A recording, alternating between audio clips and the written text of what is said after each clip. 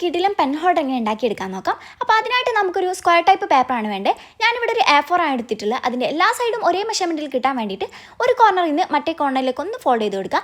Then ബാക്കി വരുന്ന papers ഒന്ന് കട്ട് ചെയ്ത് കഴിഞ്ഞിട്ടുണ്ടെങ്കിൽ സ്ക്വയർ പേപ്പർ ഇവിടെ റെഡിയാണ്. പിന്നെ ഞാനിവിടെ പേപ്പേഴ്സ് ഒന്ന് ഡിസൈൻ ചെയ്തെടുക്കുന്നുണ്ട് കേട്ടോ. ടോട്ടലി നമുക്ക് ഇതുപോലത്തെ 9 പേപ്പേഴ്സ് വേണം. പിന്നെ വീഡിയോയിൽ കാണുന്ന പോലെ പ്ലസ് ഷേപ്പിലൊന്ന് മടക്കി കൊടുക്കുക. പിന്നെ ഒരു കോർണറിൽ നിന്ന് അടുത്ത കോർണറിലേക്ക് അതേ സെയിം സ്റ്റെപ്പ് തന്നെയാണ് നെക്സ്റ്റ് സൈഡും വരുന്നത്. പിന്നെ വീഡിയോയിൽ കാണുന്ന പോലെ മുകളിലോട്ടൊന്ന് ഫോൾഡ് ചെയ്യുക. പിന്നെ താണ്ടെ ഈ കാണുന്ന പോലെ തന്നെ മടക്കി കൊടുക്കുക.